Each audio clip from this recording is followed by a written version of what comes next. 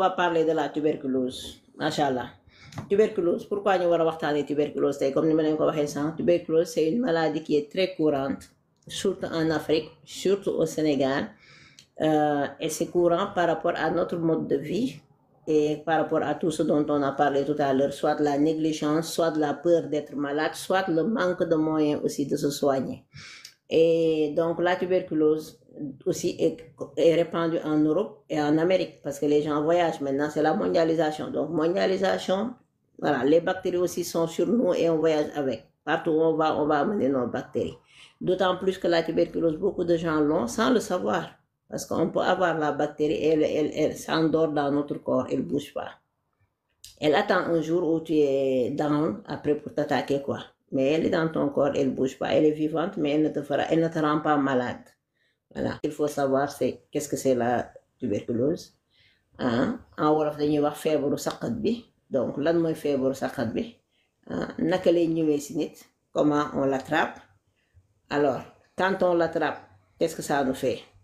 Comme tout à l'heure, j'ai dit, elle n'attaque pas et après elle te rend malade de suite. Des fois, elle dort, des fois, elle te rend malade. Qu'est-ce qui se passe? Quand elle dort, comment on le sait? Quand elle attaque, comment on le sait? Quelles sont les solutions? Qu'est-ce qu'il faut faire? Comment vivre avec une personne qui a la tuberculose? Parce que ça, c'est fondamental. Et nous, Sénégalais, on pêche dans ce domaine-là. Nous, dès qu'une personne elle est malade, on la sort de la société. Elle ne fait plus partie de la société. Il y a deux. Et donc, ça aussi, il faut qu'on en parle parce que la présence de l'entourage familial d'abord, de l'entourage amical et de l'entourage médical, c'est fondamental pour quelqu'un qui traverse une période de maladie, des maladies aussi graves que ça. Une tuberculose, feebar la boo xam ne benn mbindeef suñ borom muy bactérie moo koy joxe. Bactérie boobu nag day duggee si sa yaram par les dafay nekk ci jaww ji. Donc mun naa jaar ci sa bakkan wala mu jaar sa bët wala mu jaar sax sa gémmiñ dugg et ki ko yore ba mu def ko feebar mun la ko wàll moom mu la koy wàllee su fekkee dafay par exemple muy wax comme ni maa ngi su may wax nii am na luy génn sama gémmiñ ngelaw luy génn ànd ay bactéries wala léeg-léeg am na ñoo xam ne bu ñuy wax dafay am ay pepp tuflit yu àndaaleeg seen kàddu donc su ñuy wax bu ñuy lekk ngay dugal ko du di génn wala gaa ñi nga xam ne sama mbokk alpulaar yi nga xam ne bu ñuy lekk dañuy dànk ba pare bugg a dugal juróomi baaraam yi genn wàllu loxo bi bu ko génnewaat loolu faw bu am ñu mu àndal voilà donc bu ñuy wëy les chanteurs donc yooyu yëpp ak bu ñuy tissooli ak bu ñuy saqat loolu ñuy génne loolu tax bu ñuy saqat dañ naan la nga def nii jamonoy Covid bi yéen ñëpp gis ngeen ko booy saqat nga saqat sa biir concu et cetera pour bañ a rek wàll nit ñi nekk sa entourage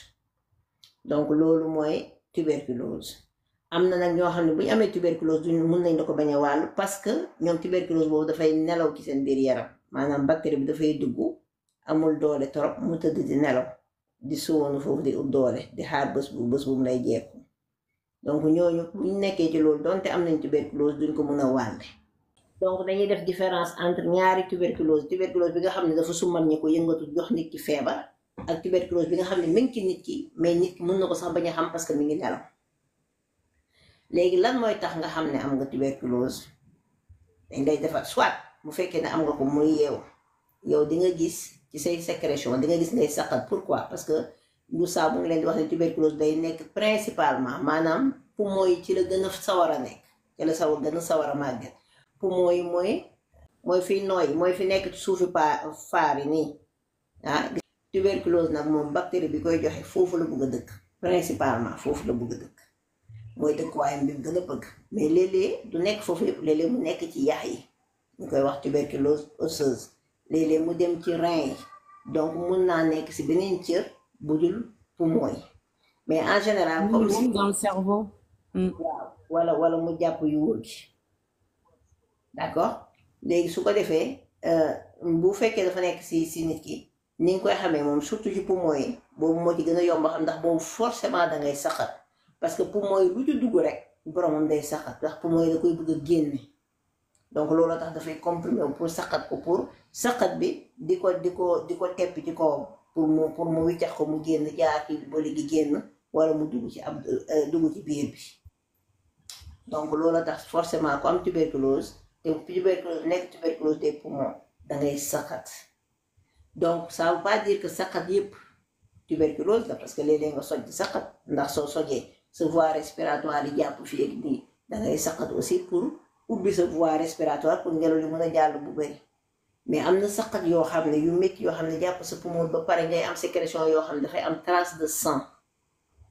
danga ko war a seet ndax bu dul tuberculose tamit day fekk ne sa poumon yi infecté wu nañ ci leneen maanaam soj bu yàgg bu chronique mun ngaa dem ba nga xam ne boo saqatee waa kañ ki yaa nee na mooy xëtër boo saqatee deret mooy génn donc danga war a dem seeti sa yaram. Donc, Mais même quand tu as des signes spécifiques hein, pour la tuberculose, par exemple, quand tu as des douleurs thoraciques, quand tu as une fatigue inexpliquée, une fièvre inexpliquée, quand tu as des sueurs nocturnes, une perte de poids inexpliquée. Donc, tout ça, c'est des signes, plus le sang qui, voilà, qu'on crache quand on tousse. Donc, tout ça, c'est des signes qui peuvent alerter, quoi. Exactement. Donc, ma baamuwaat ko ci wolof yeggali foofu mooy saqat bi signe la ci surtout saqat bi ànd ak deret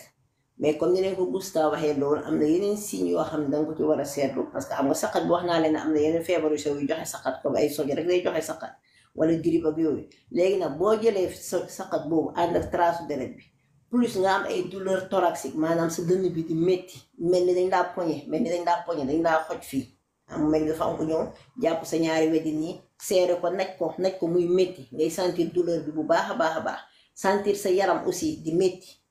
surtout tuberculose osseuse bi sa yaram bi dafay métti parce que sa yax yi yëpp sa squelette bi day métti tey xam nga yax moom lu ci jàpp ci tànk bi dina irradier ci ba dem ba ci tànk ba ci suba ci parce que neer yi ci jaar yëpp dañoo traversé yaram bi donc sa yaram bi di métti ensuite nga am perte de poids nga jeex boo xam ne expliqué ko pourtant yaa ngi lekk mais dangay jeex mais surtout nag dangay perte appétit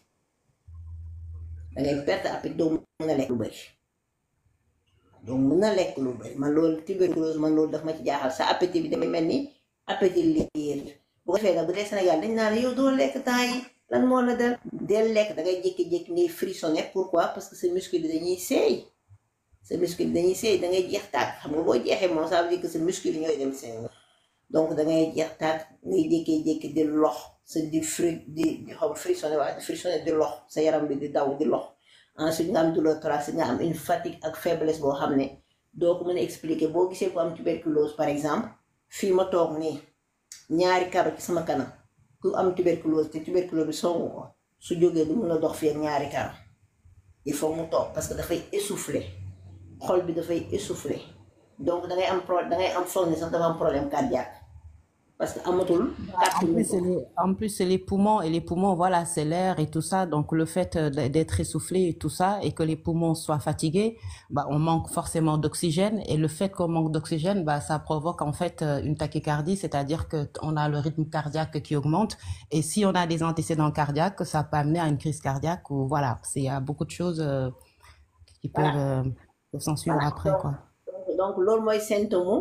symptôme ku am feebar bi ba feebar bi attaqué la loolu mooy symptôme yi donc bàyyi leen ci xel saqat rawatina saqat bu ànd ak deret sojuloo defuloo dara jeex tàkk faiblesse sa yaram faible maanaam doo mën a yëkkati doo mën a toog doo mën a dox maanaam boo taxawoon léegi dangay jàpp sa oom wala nga ut foo toog doo mën a taxaw doo mën a dox ñaari karo dangay faible ba pare nag doo am appétit loo lekk lu ndaw mu suur la donc nga xam ne nit gis naa ñoo xam ne ñi Sénégal foofu lañ toll te xamuñ ne tuberculose am te demuñ seeti médecin parce que tamit dafa am lenn lu compliqué ci malade Sénégal yi mooy dañuy nëbb seen feebar nit ñi dañuy nëbb seen feebar seen mbokk yi donc yéen ñi dëkk Sénégal di dëkk ay Sénégalais dee leen bàyyi xel rawatina mag ñi ak xale yi dee leen bàyyi xel surtout xale mënul jëmmal li ko dal mag tamit dina toll foo xam ne ci mag mënul jëmmal li ko dal donc ñi nga xam ne ñoo am yàlla ñoom la may wër ak kàttan ñoom ñoo war a taxawu xale yi ak mag ñi maanaam li ñuy wax les couches vulnérables il faut être attentif à leur situation parce que l'enfant ne peut pas matérialiser sa maladie et ses souffrances. La vieille personne des fois elle ne pourra pas ou bien elle aura honte. Souvent, nous, Sénégalais, on a trop de choses qui nous font honte. On a honte de montrer qu'on crache du sang. Parce que peut-être qu'on a peur d'être stigmatisé, j'en sais rien. Mais on a honte de montrer même qu'on est malade. ou Mais des le fois. risque que tu as, en fait, c'est les transmissions intrafamiliales, comme par exemple, comme tuberculose béni warni. C'est-à-dire que tu vas, si tu caches cette maladie et qu'elle est active, tu vas en fait contaminer toute la famille et presque tout le quartier. Donc, ça fait des épidémies dans les quartiers où, voilà, que ça vient d'une maison. Donc, voilà, c'est ça le risque, quoi. Le fait que tu caches en fait que tu as une maladie grave, c'est les autres. Faut penser aux autres, quoi. Voilà. Donc, la tuberculose latente, il n'y a pas de symptômes.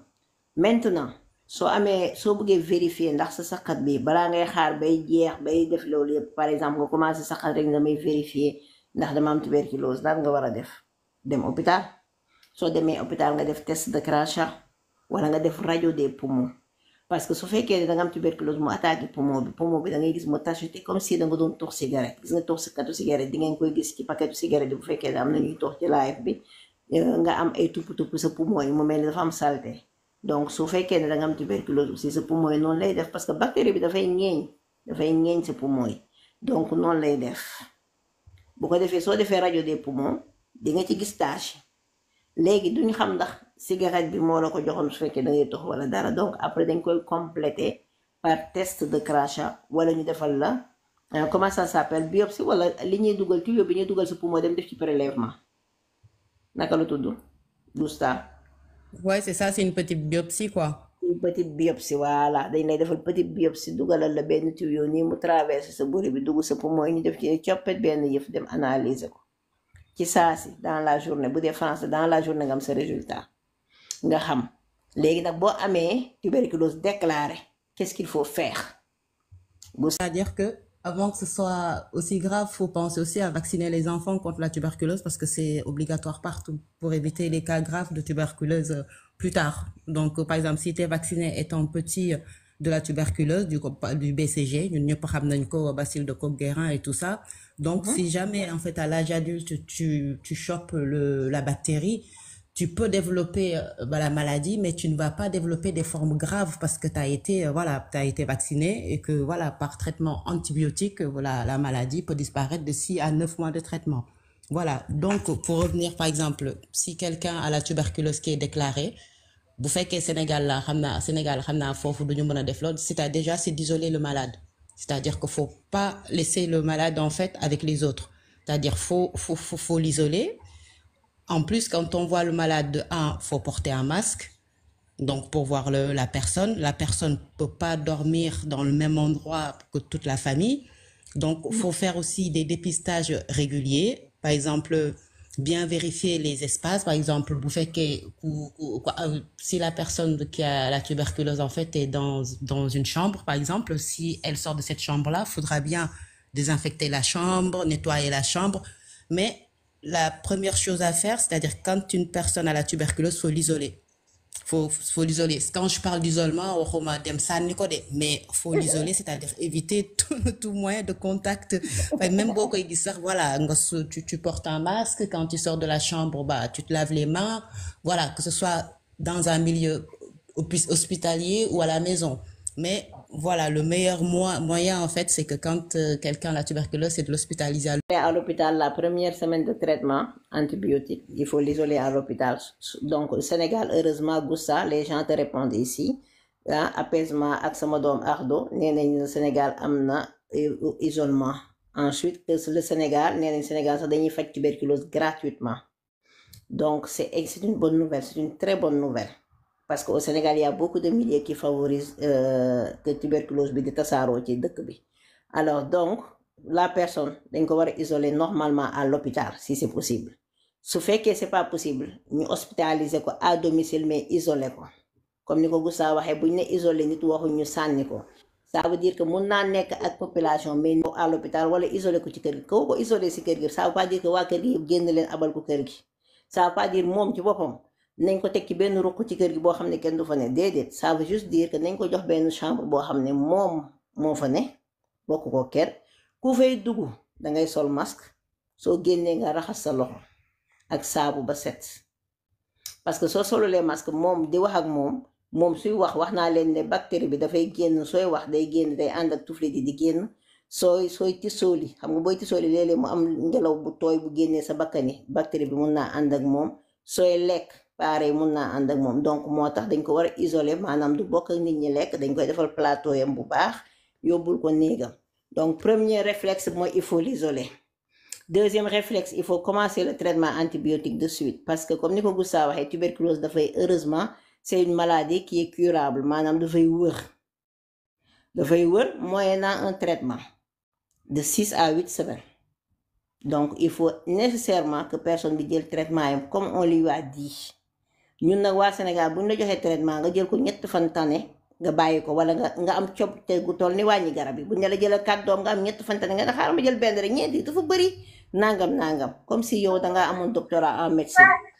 En plus, le traitement, coach, c'est de 6 à 9 mois. Hein. C'est de 6 à 9 mois. Et en plus, au cours du traitement, même après les 9 mois, faut faire en fait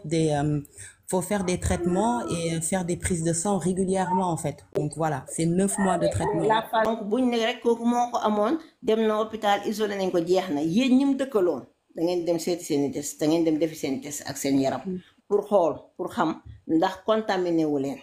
La peine de le fuir parce que wax bi du génn rek ci benn wax bi ni il faut que bactéries yi tag en l'air léegi nag jëmmeer si bactéries yi ñoom duñ dund ci biti buñ tagee en l'air un certain temps dañuy dee. Donc il suffit que yow sa këru bopp nga aéré ko par exemple moom bu jógee foofu dem hôpital bu ngeen ko diagnostiqué bu ngeen ñëwee il faut ngeen aéré kër gi dindi drap yi mu doon tëdd changé ko defal ko néeg bu set wecc dugal ko si néegam après ngeen di ko jox lekkam normal ki fay dugg na am masque FFP2 bi moo gën masque bu bleu boobu ñu xamoon ci biir Covid bi du la protéger beneen masque bi def koon bi nii moo lay protéger mais masque bu bleu bi kese c'est pas suffisant pour téye bactérie bi voilà Ardo bismillah ñu ngi lay ziar. Tuberculose dafa nekk maladie boo xam ne dafa sonal nit yi. ziar Ardo. surtout Sénégal daf leen sonal parce que Sénégal amuñu culture di dem hôpital tout le temps di xool seen yaram. di xool seen bopp di xool naka la ñuy seen santé bi mu demee ak affaire yooyu. moo tax dafa bëri Sénégal. en fait man bi may def sama formation boobu lay programme contre la tuberculose génn ma bokk si ñi defoon formation programme contre la tuberculose boobu noonu moo tax ma am ci ay expérience yu bari si tuberculose moo tax bi ngeen defee tam bi man xaaral ma nit joxe ci sama contribution Sénégal si dañuy isolé dañuy même ci hôpitaux yi sax dafa am benn partie boo xam ne maladie infectieuse lañ koy woowee foofu la ñuy def maladie mais en fait Sénégal li tax nit yi duñu wér mooy ñoom duñu leen jox seen traitement ñu dem ak moom dañ ci hôpital bi ko par exemple soo nekkee poste de santé soo nekkee ci benn quartier poste de santé bi la gën a jege lañ lay wax ngay dem di jëli sa ay médicaments foofu ngay dem ñu di la jox médicaments yi nga koy naanee foofu ci seen kanam pour ñu bëgg di la gis affaire yooyu noonu di la suivre yooyu te ñëpp ñoo mën def loolu à chaque fois nit ñi di dem di jëli seen garab di ñëwaat di dem di ñëw di jëli seen garab bi ñëpp ñoo ko mën loolu moo tax tuberculose pour mu jógee Sénégal pour mu wàññeeku Sénégal dina xaw a difficile tuuti parce que méthode bi ñu koy fajee moo xaw a du ma ne kii sax mais moo xaw a des parce que boo amee tuberculose déjà buñ la isolé duñu jël sa famille yëpp en charge comme par exemple fii nañu def testé sa famille testé environnement bi nga nekkoon yooyu yëpp ñoom duñ ko def dañ naan la demal woowal ma leen mais koo woo nekkoon da nga nekkoon en contact ak koo xamante ne dafa am tuberculose da nga war a ñëw ñu testé la da ngay bañ parce que boo demee da ngay yaakaar ne yow tamit parce que ñoom niñ koy comprendre mooy sëqat su bon si loolu la ñuy wax sëqat bu bon bi lañ koy woowee donc soo woowee nit ki ne ko kaay da nga nekkoon en contact ak am tuberculose kaay ma testé la noonu kooku tamit dafay bañ parce que daf naan liñ def kii nii di ko daw nit ñi di ko dawal loolu lañ lay def moo tax ñu si bëri dinañ am feebar bi nekk seen kër kenn du ko xam wàllu famille entière wàllu waa quartier bi wàllu ñi leen jege ñëpp parce que duñu am suivi bu normal. C'est ça. Il y a un traitement de choc. Traitement de choc boobu c'est sur une semaine pour éliminer la phase li ñuy wax la phase contagieuse parce que bu ñu demee ba nga xam ne traitement bi jàpp na dañ koy defalaat test au bout d'une semaine moo tax première kii bi l'idéal mooy ñu hospitaliser ko biir hôpital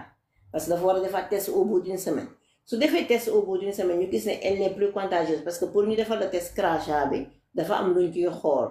léegi dañuy xool ne bactérie bi ni mu ca teewee ndax bactérie ba fa teew bactérie bu am doole la bu am dangar la wala déet su fekkee ne fi traitement boobu nelawloo na bactérie bi ñu xam ne yow mënatoo wàll ñi nga dëkkal nga continuer nag sa traitement boobu traitement bi li tax mu gudd ba dem ba 9 mois parce que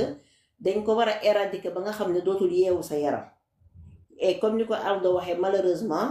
duñu Sénégal du faju ba yegg ba mu yegg kooku moom bul sonn même fii en France gars ñi dañuy interrompre xam nga les soins c'est pas obligatoire kenn du la force ne faju gars ñi dañuy interrompre seen bos parce que dañaa atuwaat ñoom dañoo xobe traitement naan naa garab bay bugg a dee fukki garab ak ñaar nga di ko naan fukki garab ak juróom-benn du ma ko def Sénégal nag bu ñu ne la kaay jël si garab bi te amoo paas nga xëy su ko amoo dépense amoo paas doo dem buñ ne la kaay test nga ne testuma man dara jotuma yow parce que ragal nga dem médecin ne la nga am tuberculose ngay am problème nga ne kon man je préfère ne pas savoir donc loolu mooy problème bi beneen problème bi am ci tuberculose mooy ñi am tuberculose ba pare dañuy continuer di jaxasoo parce que bu famille yi Sénégal du papa yaay doom kese wala yaay doom kese papa yaay doom mbindaan ma jarbaat ba léeg-léeg mu doon papa ay yaay parce que polygamie bi ak ay doom jarbaat bi doom yooyu dañuy dem école donc école bi nangam prison ba nag dooguma la mais Sénégal prison yi bi ñu defee études yi prison yi moo gën a bëri si tuberculose ci prison yi la gën a bëri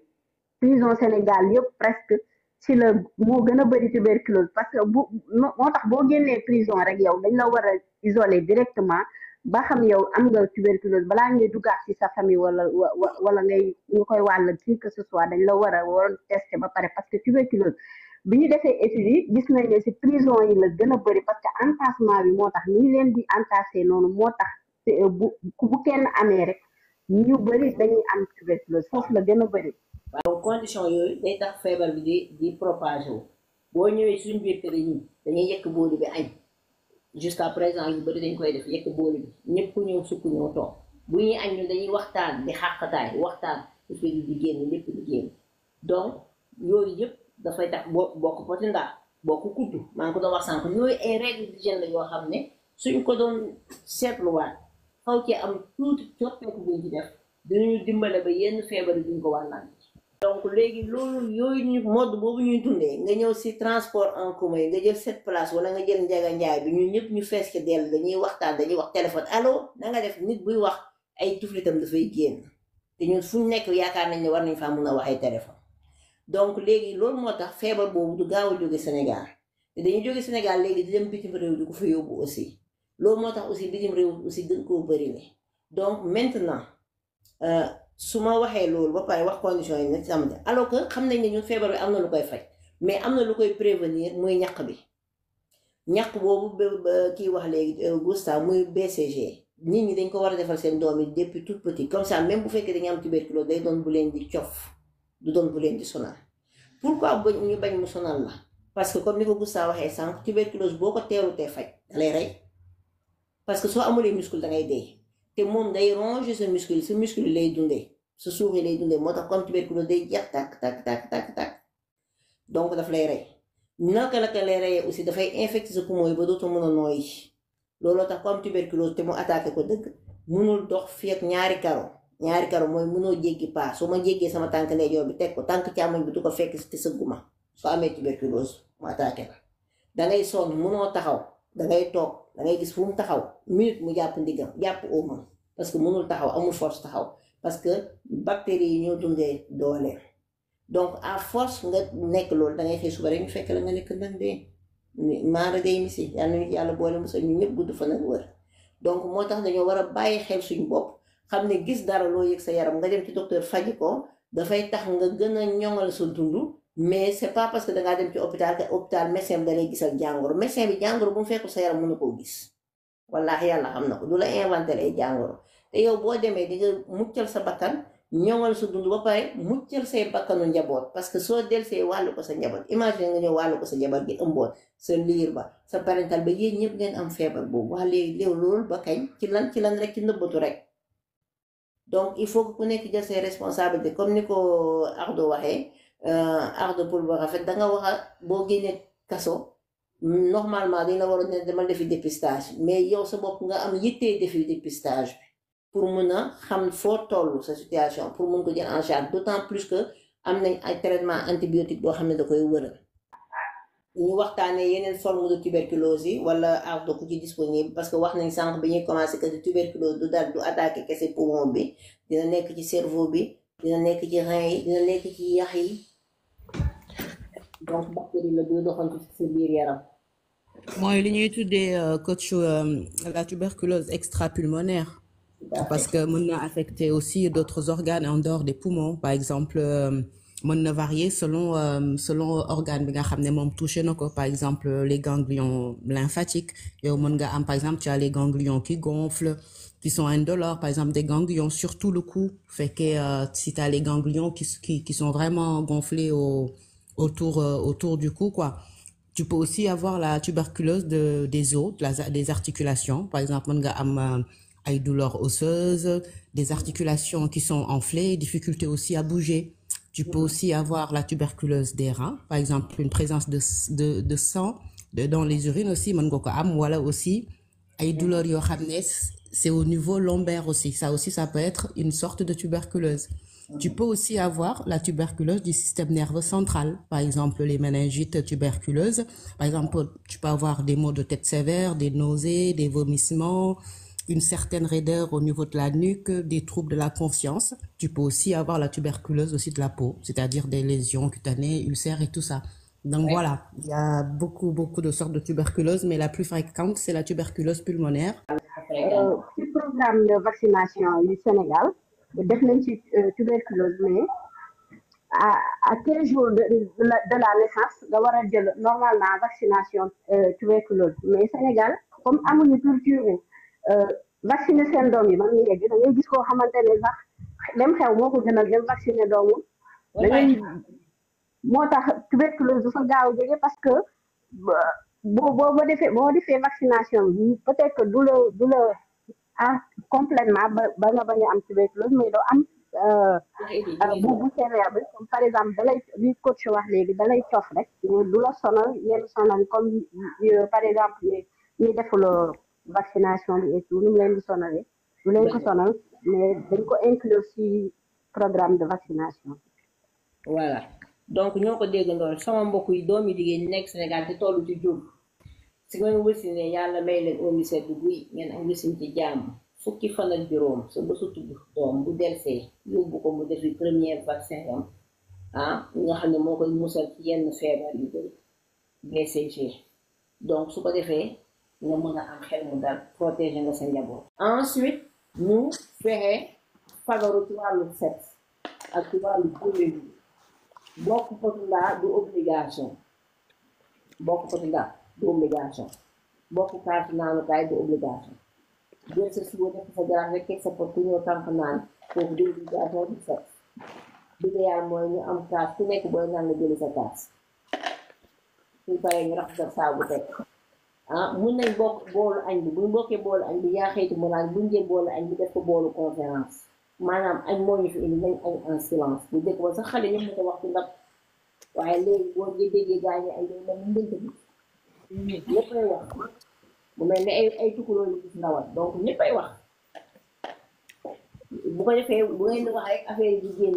ngeen mën ko wàllante moo tax bu ñuy nekk dañoo war a yar suñu bopp ci lekk en silence le maximum possible sooy tisoo bi wala booy saxat yaa xeeti mu naan ñaata nit nga gis mu ñëw taxaw bay wax ak yow ne la tisooli bu ko defee lépp lim amoon daal di tasaaroo sa kaw yaram bi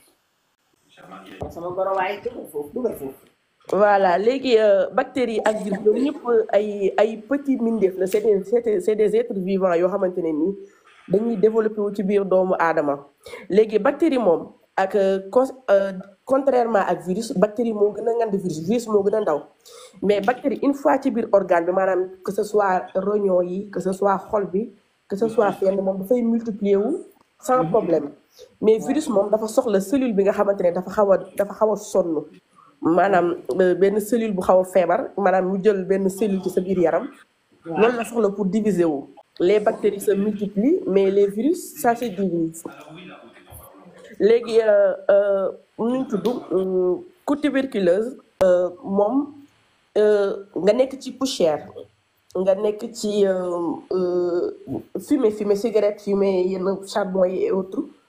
dafay fragiliser ce système immunitaire donc pour mu multiplier wu dafay gën a yomb parce que du gis yeneen cellules yeneen globules blanches yu ko combattre donc ñoom bu ñu nekkee fii pour organiser maintien organisme bi ñoom seen multiplication donc dafay gën a facile dañuy gën a am temps loolu moo waral ñu ne facteur yooyu daf koy multiplier mais li nga xamante ne nii moo di microbacterium tuberculosis loolu mooy indi vue de microscopique loolu mooy nom scientifique bi et ça a été c'est un nom boo xamante ne ki ko njëkk a découvrir en 1982 moom lañ jox turu virus turu bactérie bi et puis voilà léegi gis nañ que ne moom dafay une fois que mu nekk ci poumon yi mooy zone bi nga xamante ne foofu la gën a mën a multiplier woo bactéries yi bacille de Koch bi ça se multiplie au niveau des poumons léegi bu nekkee foofu noonu multiplication bi foofu la mais transmission bi mën na atteindre d'autres organes mais bu soxlawee pour gën a bari yi ci poumon bi ñooy renforcer ñuy tasaaroo ci yaram bi bu ñu amul benn traitement antibiotique bu adéquat léegi une fois que ñu dem ba ci fu mel ni côté aussi par exemple tuberculose osseuse da nga gis ne que dafay jàpp colonne vertébrale bi et bu boobaa on va parler de maladie de Pott léegi yooyu noonu yëpp nga teel a saytu sa yaram et tout cela mën na la ci aider et que lorsqu'une personne est infectée le fait que muy sëqat muy way muy wax mu nekk en contact ak keneen wala mu am lor yoo xamante ne mi ngi circuler muy sëqat bu taf loxoom ci mu dendal mu inhalé ko bactérie bi dafay jàll te souvent mën na ko jàpp et que benn maladie la boo xamante ne c'est un peu latente parce que mën na la dal ñaari at 2 ans yow doo gis li nga xamante ne moo di problème bi da nga am yenn xeetu fatiguement yi rek mais maanaam sëqat gi du dikk maanaam le fait que ñu dem ba sa crachat mu changer couleur yooyu yëpp du dikk mais au fur et à mesure que muy ñëw doomu aadama bi war na mën a distinguer li ci yaramam ne maanaam man temps yi tayal naa de wala guddi gi am naa ay yenn bouffée de chaleur yiy dikk par guddi nga di ko sentir loolu ay signes lu lay wan la ne que yow sa yaram sa organisme am na lu muy combattre wala am na lu fa nekk te waru fa nekk et souvent dañuy nu ñu koy waxatee dañuy bàyyi xel di jàpp dama tooy dangay gis ko tuberculose mu ne dama tooy muy jàmb buy kel bisaab jusqu'à ce que affaire bi dem fu mu war a yegg mu wàllu waa kër gi yëpp et que yooyu noonu heureusement sax que au Sénégal bi fay jógee doon nañ depuis 2005 maladie bi dañ koy faj sans pour autant que ñu lay laaj xaalis et que di nga am 30 jours de vaccin et tout cela et yooyu yëpp dimbal la ça aide mais li ëpp solo mooy ñu fagaru ci biir kër gi parce que quand une personne est touchée pour mu wàllu waa kër gi lu yomb la voilà et aussi ñu jàpp que ne bacille de Koch maanaam lu rafet la aux vues microscopiques waaye lu mën a yaram voilà dafa xaw a am benn verre saphir voilà yaay ñi nekk ci labo yi bu ñu ko dee xool dañuy gis nga ne maanaam lu extraordinaire la quoi maanaam ni jaam rafetee te mën a màtt rek donc voilà maa la ko wax mais yàlla moo xarañ nag moo def lu civilisé loolu mën a lor nit comme ça voilà et que tamit tuberculose bi boo ko traité wul à temps wala tout cela dina dem ba indi la yeneen forme de tuberculose yi nga xamante ne ni ñoom dañu multirésistante pourquoi parce que traitement antibiotique ça ne va plus suffire et il te faudra des traitements et des traitements juste pour nga mën a jëlee loolu ci sa yaram te it mën a toucher yeneen parties comme les méninges côté os bi rein bi cerveau bi et tout cela nga dem ba am ay hématuries ngay tuur ndox di gis deret voilà sa colonne vertébrale se toucher et autres c'est les premiers traitement d'attaque bi daf la rëcc boo defee rechute pour nga wér ce sera très très très difficile parce que dafay laajaat beneen ñu recommencer waat encore traitement bi ba pare yokkalaat la ci yeneen traitement moo tax ñu bëri bu ñu defee rechute rek mooy loolu dañuy passer à côté parce que premier traitement bi boo ko xasee ba jàllul rek pour nga boo rechuter pour ñu faj la ce sera très difficile. parce que bactéries une fois dañuy miin antibiotique yi dañu koy miin. looy jël par exemple sama bopp bu dee métti may naan paracétamol di naan paracétamol une fois damay dem ba maanaam serrure boobu ak clé boobu noonu dootul fonctionner ti donc damay dem ba sama yaram dafay rejeter paracétamol du ko kii donc bactéries yi ñoom aussi noonu la jox nga leen antibiotique bi wala boog wéroon nga mais pas par exemple on te donne des médicaments tu fais un tri sélectif lii moo gën a coûteux lii moo gën a moyen ma jël lii et que par exemple bii buy xeex bactérie bi bii dalay may sa yaram force xam nga les médicaments c'est toujours comme ça on te donne yoo xamante ne nii bii dafay xeex l'infection l'autre ça va te redonner des forces beneen bi tamit dafay maanaam raxas organisme bi et tout cela léegi bépp médicament boo jël rek dafa am benn lu ñuy wax en chimie rien ne se perd rien ne se crée tout se transforme cette transformation là va être à côté maanaam ñu jël ko sànni ko ci foie bi mu teg fa léegi une fois que ne